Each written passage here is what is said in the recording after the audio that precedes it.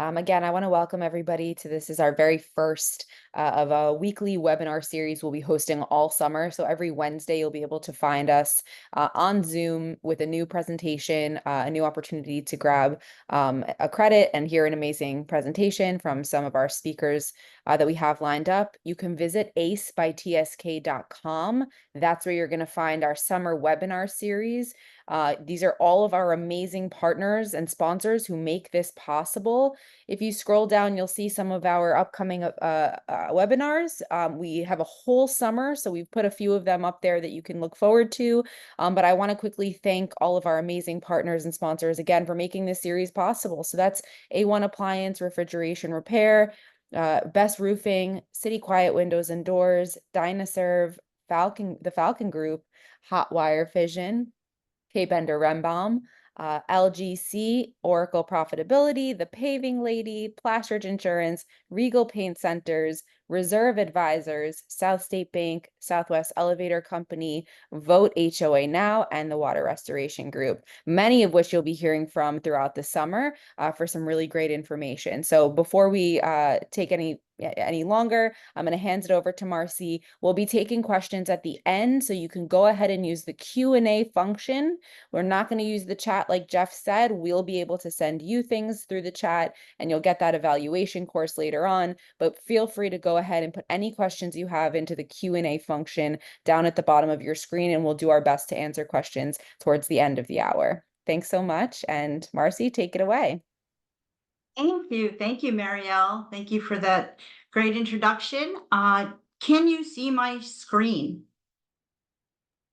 All right. So let's get started. Good morning, everyone. And I want to welcome you today to today's session on applying how to win friends and influence people. This is the first time I'm teaching this class, so I want to thank you for being patient with me, and thank you for your time for attending. My name is Marcy Kravit. I'm the Senior Director of Community Association Relations for Hotwire Communications. And since 2002, Hotwire has been a trusted name in the telecommunications industry, and we specialize in providing condos and HOAs like yours lightning fast internet, phone services, integrated surveillance, alarm systems, access control solutions to provide safety and peace of mind for your condo and HOA. I'm really excited to guide you through how Dale Carnegie's timeless principles can significantly make changes and help you improve the effectiveness of your managing and how you're dealing with your residents and your boards, especially in an HOA and condo setting. If you're a manager, I'm sure that you've applied some of these concepts, whether you're dealing with strategies with your staff or fostering stronger relationships. Hopefully at the end of this course, you'll be able to navigate some complex situations. I can tell you that the Dale Carnegie classic book, How to Win Friends and Influence People, it was published back in 1936. And since then, it's remained as one of the most influential books on communication, leadership, and personal development. On a personal note, I want to say that when I graduated high school, my father, who owned retail stores, which I worked in, and I give him all the credit for my success in understanding how to deal with people.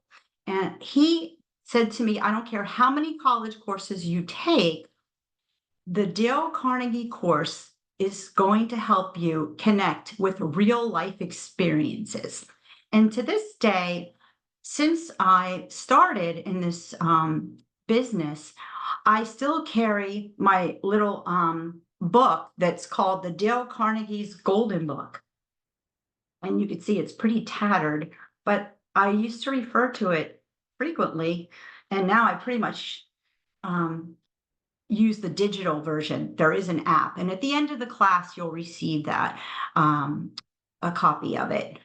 So think about it. Have you applied any principles to help you improve your relationships in your role as a board member, as a manager? I mean, how do you ensure that your residents are heard and valued? Can you recall a time when listening to someone that you were able to change the outcome of the situation?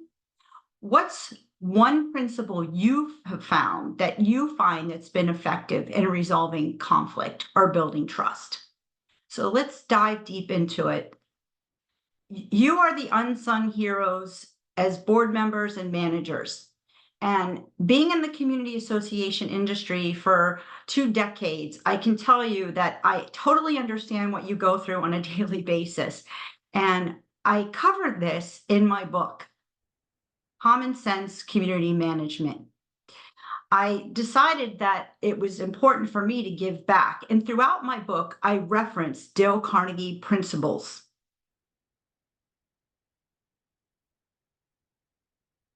How to win friends and influence people. Now, we're going to explore how your focus should be practical.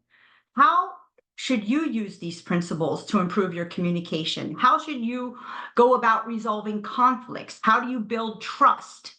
These core principles in the book. And again, I can't cover the whole book. If I had 2 hours, it still wouldn't be enough time. So today's just going to be a summary.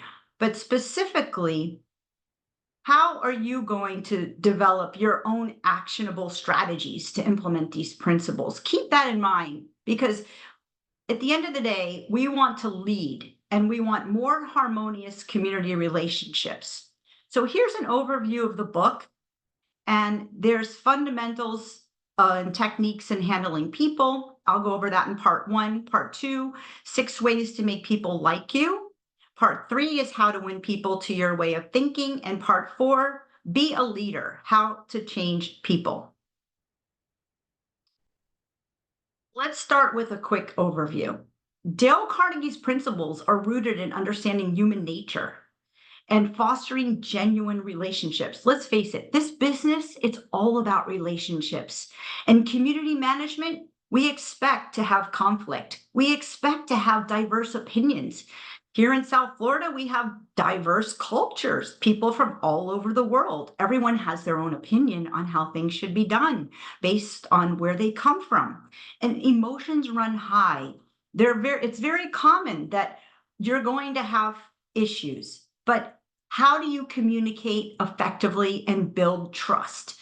Everyone wants to be heard. The most powerful thing to do is really to make others feel important, make them feel understood.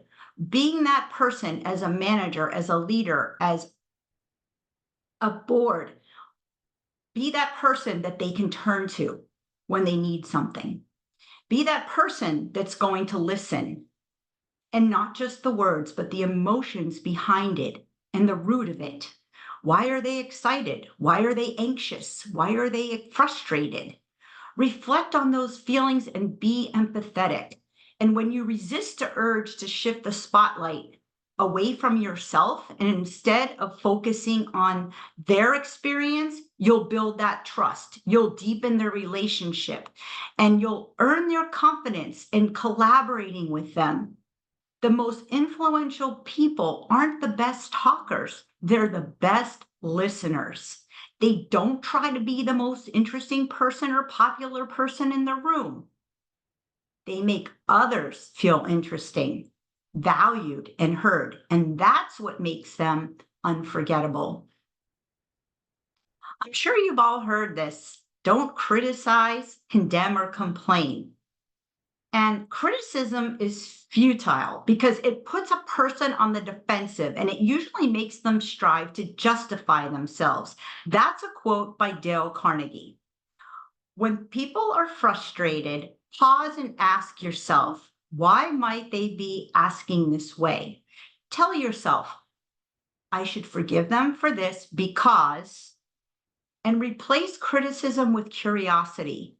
Lead with empathy, not judgment. Build trust, not tension. So, B.F. Skinner, he is a world famous psychologist. He's demonstrated that rewarding good behavior leads to faster learning and better retention than punishing bad behavior. Criticizing others is ineffective and it's often met with resentment. So practice when you're frustrated and you have somebody that's really annoying you or they have some sort of a habit, consider why are they acting that way and tell yourself, I should forgive them because. This approach will really help you resist the urge to criticize, condemn, or complain. Give honest and sincere appreciation. Sometimes we take people for granted and we neglect to show that we appreciate them. Residents often only hear from management when there's a violation or there's a problem. And taking time to genuinely thank them, thank your volunteers, thank them for attending a meeting, thank them for maintaining their property if you're in an HOA. And as a neighbor and as a board member, thank them for being a good neighbor. It really builds goodwill and trust. For example, you can say something like, thank you for always keeping your landscaping so well maintained. It really adds to the beauty of our community. We're really working hard to improve the aesthetics and the curb appeal. It also boosts morale among your board members and your staff. Think about your staff and showing them appreciation. I mean, they're the ones that are working behind the scenes and they're always under scrutiny. They're always under facing some criticism. And constructive criticism is good, but recognize their efforts. Be authentic. Show that they're appreciated. It really builds morale. You can say, I really appreciated how you handled that resident's concern last week. It showed great patience. It showed professionalism. This really encourages positive behavior. Or you can say to a committee member, thanks for taking the time to attend the budget meeting and being part of this committee.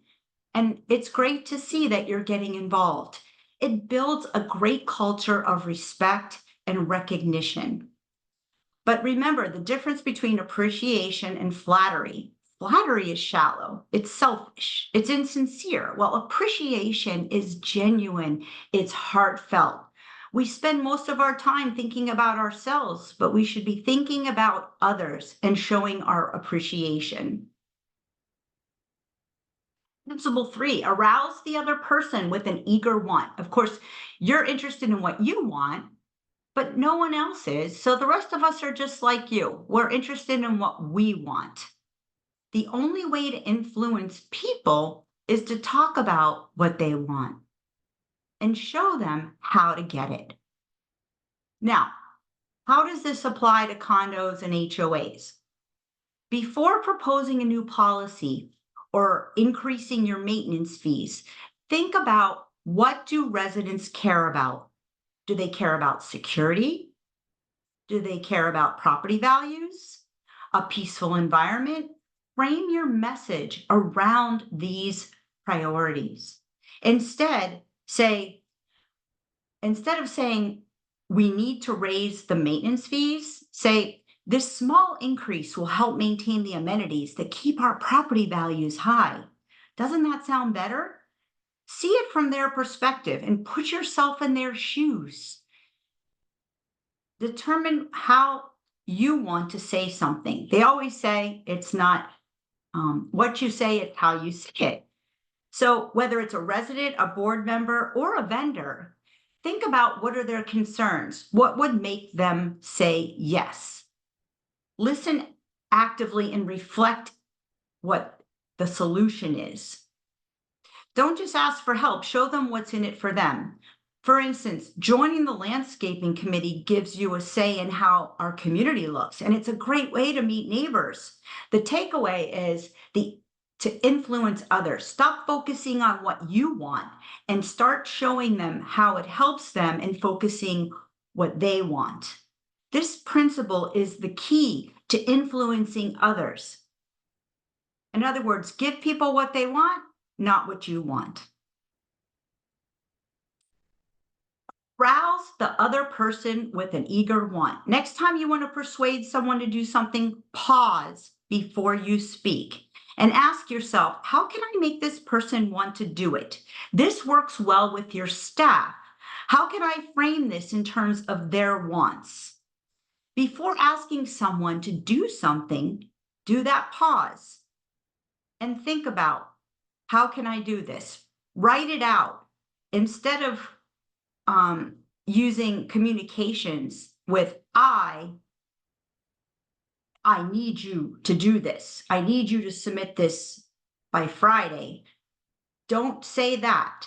It's just better to say your input is valuable. And it would be great if you were able to help in making a decision or voicing your concerns. This works really well because the person feels respected. They feel heard. You're showing that their needs and concerns matter and that it increases cooperation and engagement. People are more likely to act when they see how it benefits them. It really reduces the resistance.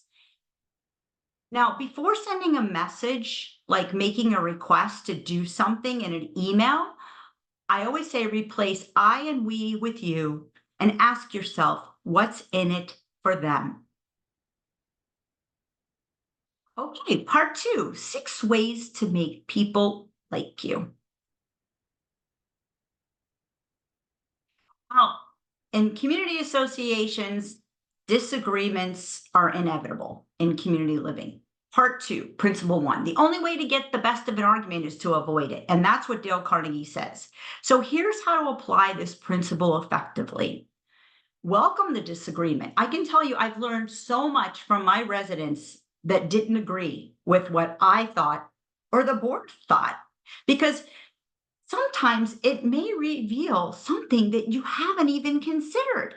A resident may question a new rule that you're proposing. And instead of shutting it down, say, I appreciate you bringing this up. And it's important we look at all angles before we finalize anything. Our first reaction is always on the defensive when someone opposes what we're proposing. But think about it. Before you reply, pause.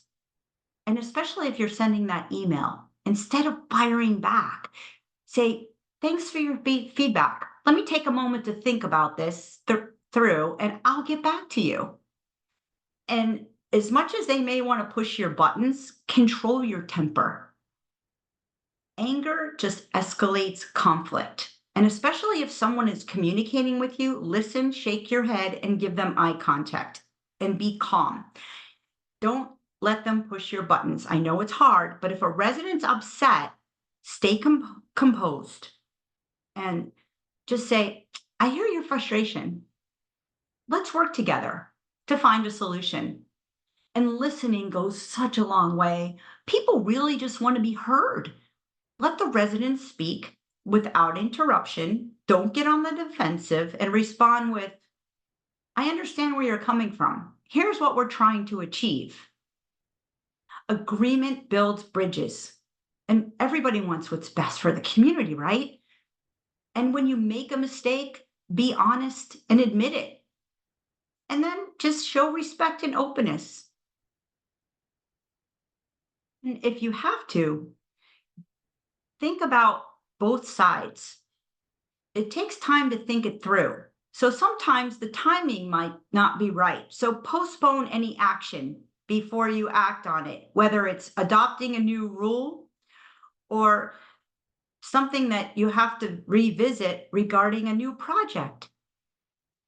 Sometimes it's all about the timing. So avoiding arguments doesn't mean avoiding issues. It means handling them with empathy, patience, and good strategy. Principle two, show respect for the other person's opinions. Never say you're wrong. Well, avoid telling someone that they're wrong, because starting a conversation that way is not going to prove anything. It's just going to incite the battle. I mean, disagreements are part of life, and it really puts people on the defensive, and it really shuts down the dialogue.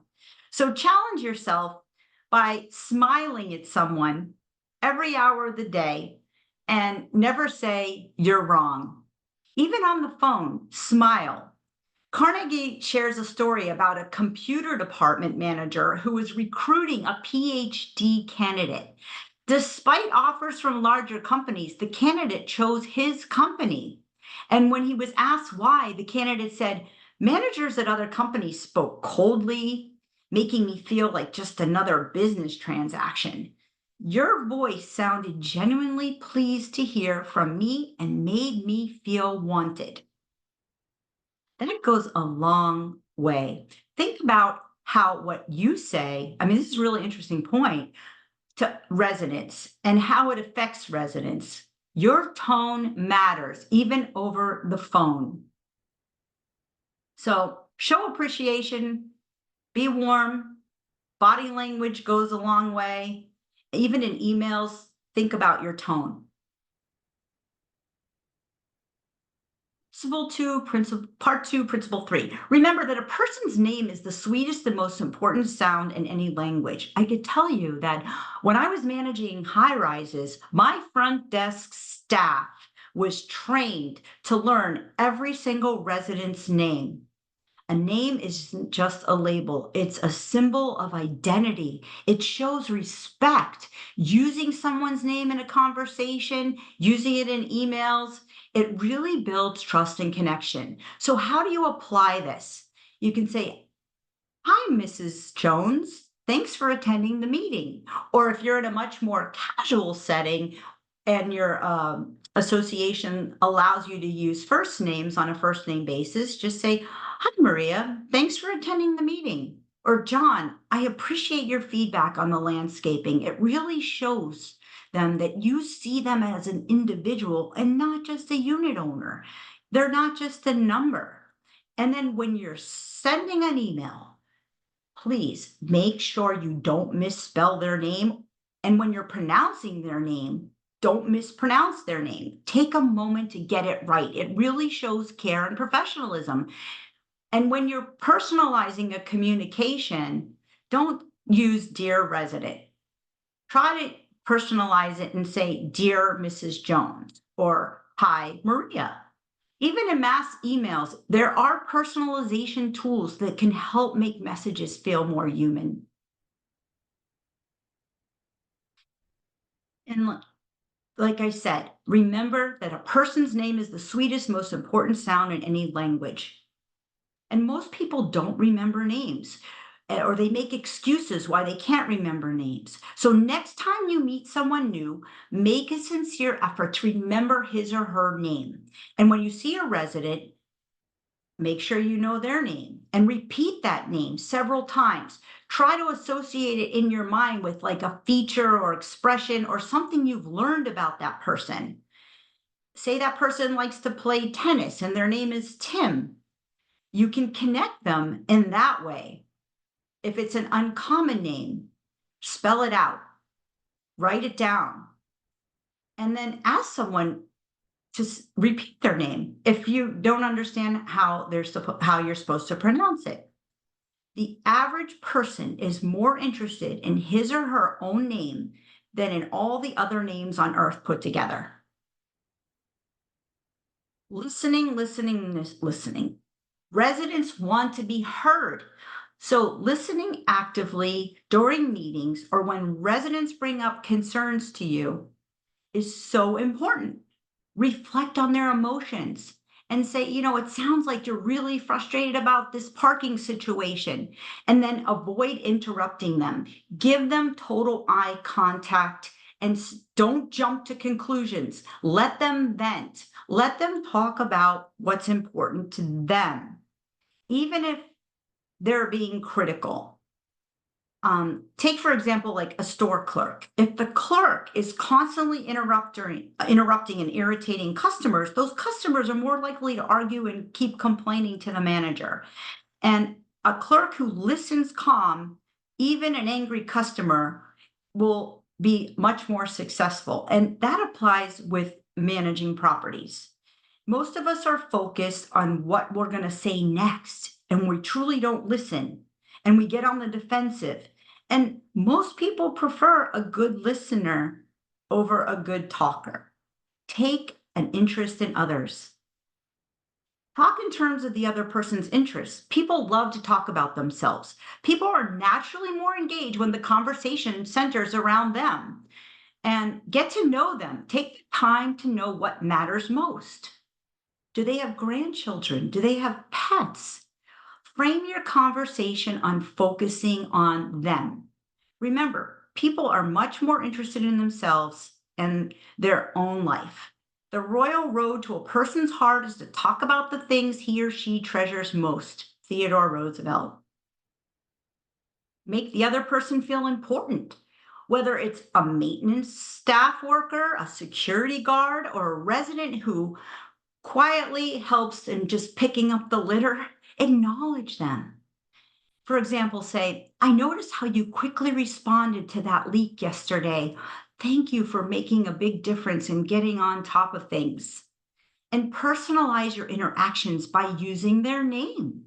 If you have a resident that you're having a conversation with, get to know them. Say, how's your daughter doing in college, Mr. Rivera? You mentioned she was starting her first semester. Offer genuine conversation and compliments. Notice that this is going to go a long way. Human interaction is the key to always making the other person feel important. And find someone who isn't having a good day. Maybe you can help them and give them a spark in their day to help them feel better. How to win people to your way of thinking. Acknowledge and validate their concerns. Even if you can't solve the problem immediately, say, that's a valid concern. And I appreciate you bringing it up. And avoid dismissive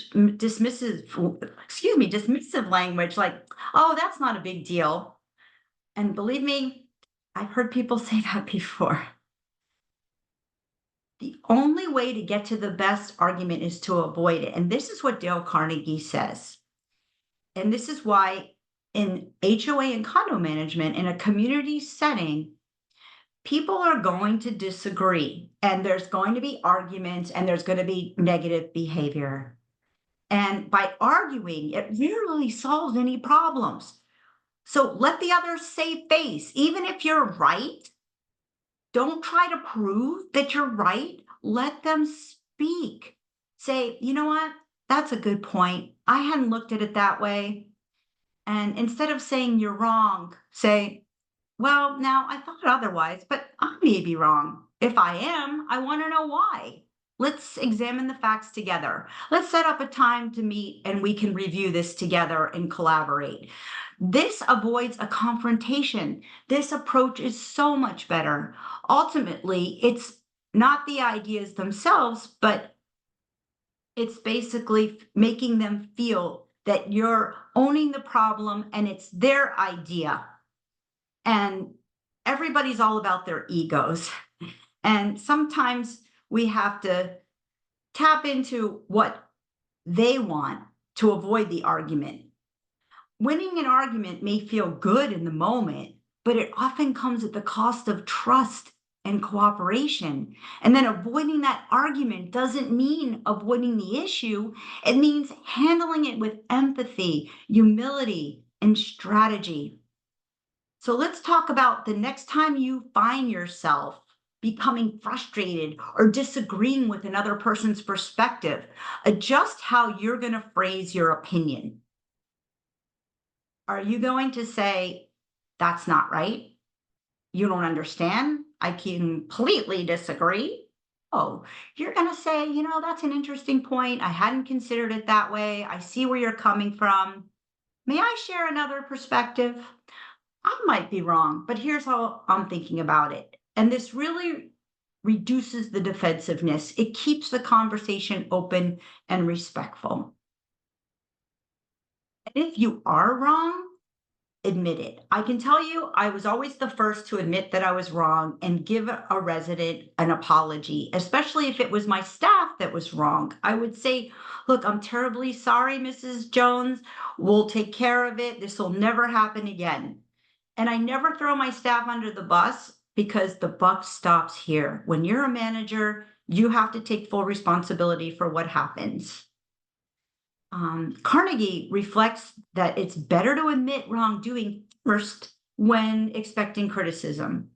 This approach not only diffuses the tension, but it really boosts the other person's sense of importance.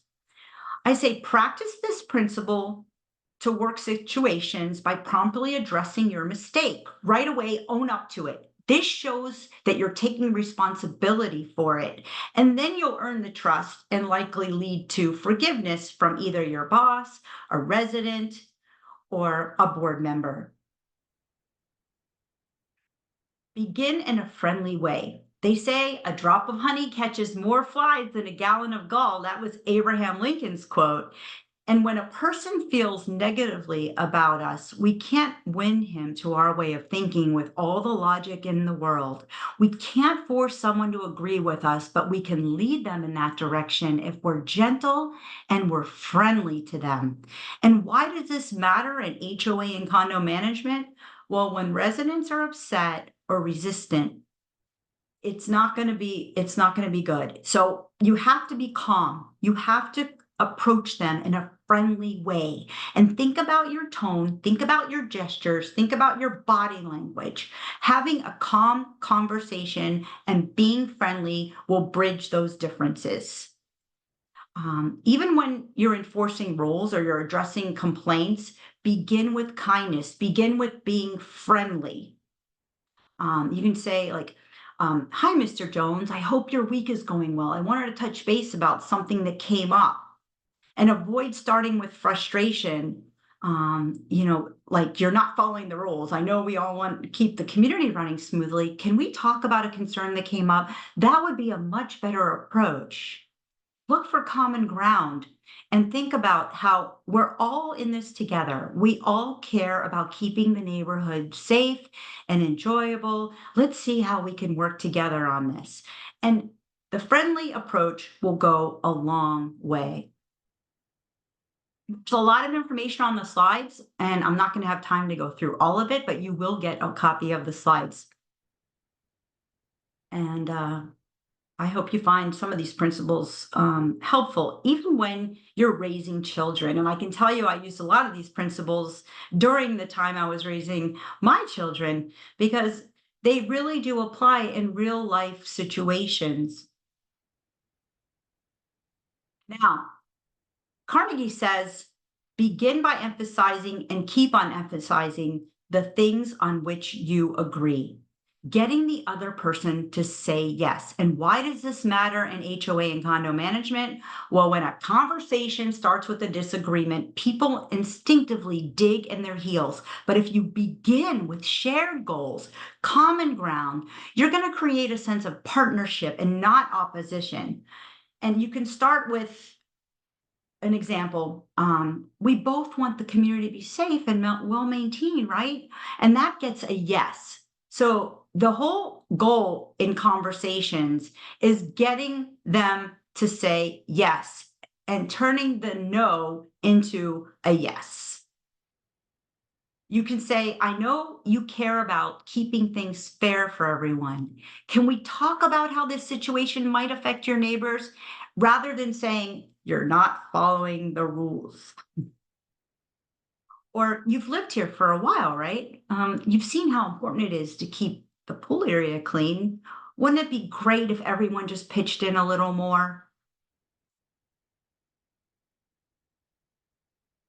Um, this is something that can be very challenging. And when you're looking to raise maintenance fees, it's a process. And you want your community to understand why. And the communication and getting them all to say, yes, yes, we have to raise the maintenance fees. And it's hard to get them to understand this. But rather than saying, you should attend the board meetings, you should try saying, you care about how decisions are made in the community, right? Attending these meetings gives you a voice in those decisions, and it will give you insight and understanding what led to the decision of proposing a new maintenance fees. And then when you're handling a complaint, rather than say, just say, I understand you want to make sure your concerns are heard. And so do we. let's walk through what happened together rather than say, well, no, that's not what I heard. That's not how it happened.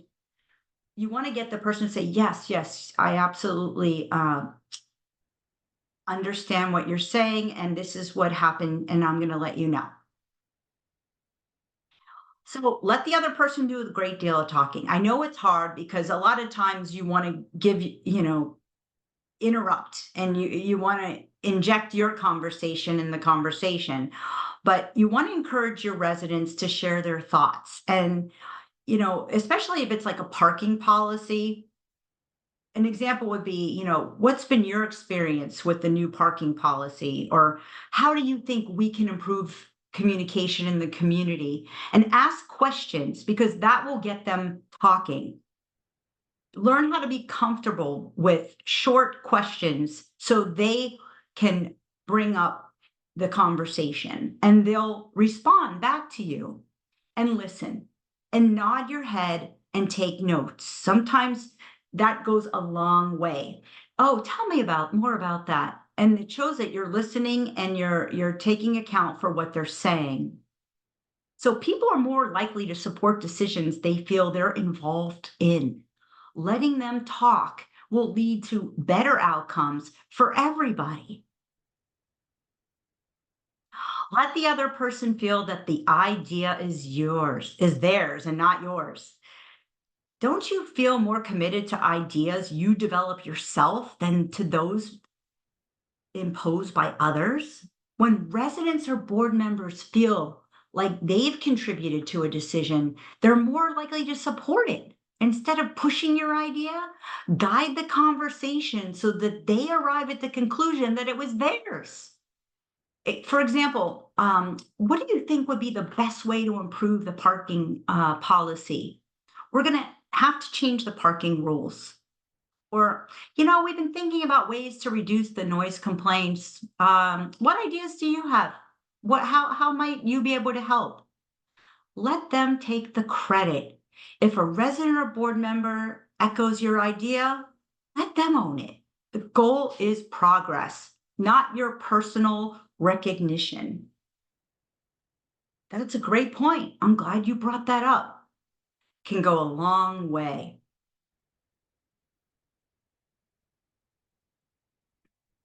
Try honestly to see from the other person's point of view. When you're in shared living environments, conflicts and misunderstandings, misconceptions are going to arise. Whether it's a noise complaint, it's a disagreement over the fees. I mean, this is an ongoing thing. So if you put yourself in that person's shoes and the resident's upset, instead of saying, oh, I think you were wrong. You broke the rule. Say, I understand this is frustrating. I understand how you feel. Let's walk through this together. And I could see why this could be frustrating. And never give your opinion. Remain neutral. Ask yourself, how would I feel if I were in their shoes? This approach really saves time and frustration. And also, you never know what someone is going through. They could be dealing with a health issue. They may have been diagnosed with something. Maybe they're having some hardships.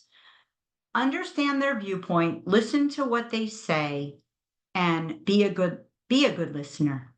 You will see that this will produce better results and you will avoid conflict. And another takeaway from this is understanding doesn't always mean agreeing, it means respecting. When residents feel understood, they're more likely to cooperate, even if the outcome isn't in their favor. So, next time you're about to ask someone to do you a favor, pause first. Make a list of reasons, and this is great with your staff, why you want them to do it. How do you motivate your people? How do you get their buy-in? Do you just dictate to them what you want them to do?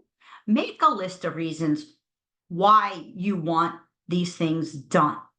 Give them a list and only mention the reasons from the list and then get their buy-in and say, well, what do you think? I always compare management to football. I'm a huge football fan. I'm originally from Pittsburgh. I mean, the Steelers won 4 Super Bowls. And I always look at the strategy and how they handle things. And when it comes to football, as a manager, you're the coach on the sidelines.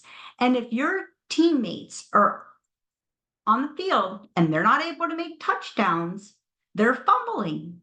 And it's because you're not listening to what they're saying. Could be they don't have the tools that they need to succeed, but listen to them because maybe you need to change the plays.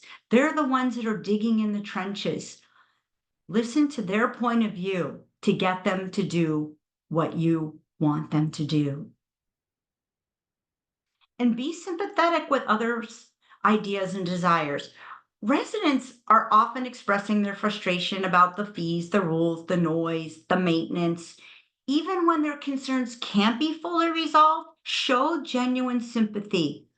It can really de escalate the tension and build trust and confidence. And use empathetic language like, I don't blame you for being frustrated about the parking situation. Or I'm really sorry this has been such a hassle. We're working on a solution and I appreciate your patience. I don't blame you for feeling this way. And I would feel the same way. I understand why this rule feels restrictive. It was created to address past issues, but I see how it might affect you differently. Think about what pressures they're under. What are their goals and priorities? Most people aren't looking for perfection. They're really just looking to be heard and understood. A little sympathy can turn a complaint into a conversation and a critic and a collaborator, and they may be your best collaborator in the long run. Enforcing a rule can really be a problem. And if someone's violating the rules, it can also be a challenge. So people usually have 2 reasons for doing things. One, that sounds good, and the real one, and really it sounds good. And when it comes to rules, people are not creatures of logic, but they're creatures of emotion. And they're motivated by pride, honor, and a desire to be appreciated. That's what Dale Carnegie says. So to influence people, you have to appeal to their nobler motives. For example, Carnegie shares a story about a landlord with a tenant planning to break his lease. Instead of enforcing the contract, the landlord appealed to the tenant's sense of honor, saying, Mr. Doe, I still don't believe you intend to move. I saw you as a man of your word. Take a few days to think it over. And if you still intend to move, I'll accept your decision. The tenant then decided to honor the lease. You can practice this by trying to persuade someone and identify some positive traits. Ask a resident to join a committee. We need more people on the landscaping committee. Don't say that. Say, you've got a great eye for detail, and I know you care about how the community looks. Would you consider sharing your input on the landscaping committee? Your perspective would really make a difference. Try that approach because you're really showing them that they have an interest in something. And it's really a great way for you to help get others involved and appealing to their nobler motives. Dramatize your ideas. If we truly want someone's attention, we have to present that truth in a vivid, interesting, dramatic way. Dale Carnegie says, merely stating a truth isn't enough. The truth has to be made vivid, interesting, and dramatic. So why does this matter in an HOA and condo community? Well, residents are busy. As management, they hire us to carry out the dealing with the operations. But if you want their attention or their support, you need to make their message stand out. Facts alone aren't enough. But when you dramatize your ideas, you make them memorable, you make them emotional, you make them persuasive. For example, proposing a budget increase instead of we need to raise dues by $10 a month. Try saying, imagine walking into a clubhouse with a broken AC in July or a pool that's closed for repairs all summer. That's what we risk without this small increase. Less than the cost of 2 cups of coffee a month. Now, doesn't that go a long way rather than saying we need to raise our dues $10 a month? Again, find creative ways to show how you want to present your ideas. Think of ways that you can engage others so that they understand your concerns. Maybe nowadays, videos, you can use all kinds of software tools and come up with a funny video and grab their attention. Now, throw down a challenge. Most people have an innate desire to want to be challenged. They have that strong sense of competition. And Charles Schwab once said, the way to get things done is to stimulate competition. I do not mean it in a sordid money getting way, but in the desire to excel. So encourage volunteerism. We're looking for 5 residents to help us plan the next community event. Can your building be the first to fill all 5 spots? Say you're in a sub associations and you have several buildings. This works because it creates a sense of urgency and team spirit, and it makes people want to step up. Oh yeah, I'm going to be one of the first to sign up. And when it comes to rule compliance, well, let's aim for 100% compliance rate with pet waste cleanup this month. Can we do it? It really frames the rule around the shared goal rather than saying this is a restriction. And you're inspiring others to get involved. It encourages innovation. It gives people a chance to shine. I mean, people are naturally driven to rise to a challenge, especially when it's framed positively, tied to pride and recognition or community spirit. Be a leader, how to change people. Now, for sake of time, I'm going to go through these slides pretty quickly because we are running out of time. But publicly, I say thank your volunteers, show appreciation at a board meeting. If you have staff, show them appreciation at a staff meeting, give out certificates. It really builds trust. A little appreciation goes a long way in building goodwill. And then share updates regularly if you have a newsletter. Recognize the people that deserve the recognition. Begin with praise and honest appreciation. And I always say, it goes showing honest appreciation, complimenting people on what they do goes a long way. Sometimes they just need a pat on the back. And as Jonah Berger Wharton, professor and New York Times bestselling author, said, it's amazing what a little positive at the beginning and end can do. Call attention to people's mistakes indirectly. Now, this is super creative. Now, I really think that this can go a long way. Because, for example, a parent might say, we're really proud of you, Billy, for getting better grades this semester. But if you had worked harder in math, you would have done better. Billy may feel encouraged until he hears but, which makes him question the sincerity of the praise. Instead, replace the but with and to maintain the positive tone. We're really proud of you, Billy, for getting better grades this semester. And if you continue your efforts next semester, your math grade can be up with all the others. Now, doesn't that approach sound so much better? It's really making the person feel like, well, they did well, and you're praising them, but you're saying how you appreciate what they're doing, but you know that they can do better. And it's a much more respectful way. Like, for instance, by saying, we appreciate, you could say to a resident, we appreciate your detailed landscaping report. Somebody that, is on a committee, the landscaping committee, but it was submitted after the deadline. That makes the praise feel really insincere, like as if it was set up for a criticism.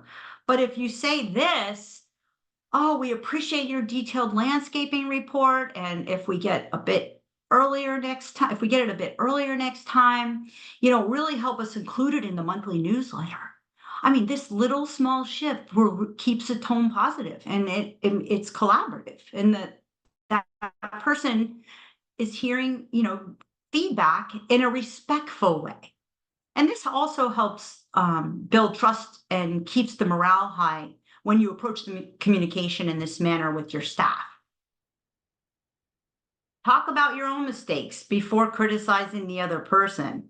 So in HOA communities, board members often work closely with employees, like the manager, the administrative staff, or the maintenance personnel. And when something goes wrong, it's very tempting to jump straight in to correct it. But Dale Carnegie teaches us a better way. Admit your own mistakes first. Let's say your HOA's administrative assistant forgets to include an important item in the meeting agenda. Instead of saying, "You missed the key item, this caused confusion at the meeting," try saying, "I remember when I first joined the board, I overlooked a few agenda items too." It's easy to do things it's easy to miss things and things happen when things get busy. So let's create a shared checklist to help us both stay on track. Now, doesn't that approach sound better? It shows humility and it shows empathy. In an HOA where relationships are ongoing, trust is essential. This kind of leadership builds loyalty, it reduces the defensiveness, and it encourages growth. So here's a little chart I put together about direct criticism and Carnegie's method. Carnegie's method, it begins by admitting your own past mistakes, it encourages understanding and openness, and it builds long-term trust and cooperation for showing that appreciation. Ask questions instead of giving direct orders. Instead of saying, "Fix the pool, it's not working," try saying, "Do you think adjusting the pool maintenance schedule to inspect the pool could help reduce the number of issues we're having and the number of complaints from the residents?" This preserves the employee's dignity. They don't feel like they're being micromanaged or blamed. And it encourages problem solving, and it really builds morale. Rather than saying, "Do this" or "Don't do that," try saying, "You might consider this," or "Do you think that would work?" Let the other person save face. Well, when we disagree with someone, even if we're right, we risk damaging their ego by causing them to lose face. So imagine a board needs to let go of a part-time concierge due to budget constraints and budget cuts. Instead of saying, "We're cutting your position due to budget constraints," try saying, "You've brought a warm professional presence to our front desk. The residents have noticed it. They've appreciated it. You've made a difference. But unfortunately, due to the budget limitations, we can't extend the role, but we're truly grateful for the impact that you've made." This approach, although difficult, preserves the employee's dignity. It maintains goodwill and reputation, and it leaves the door open for future opportunities. Letting someone save face isn't just kind, it's smart leadership.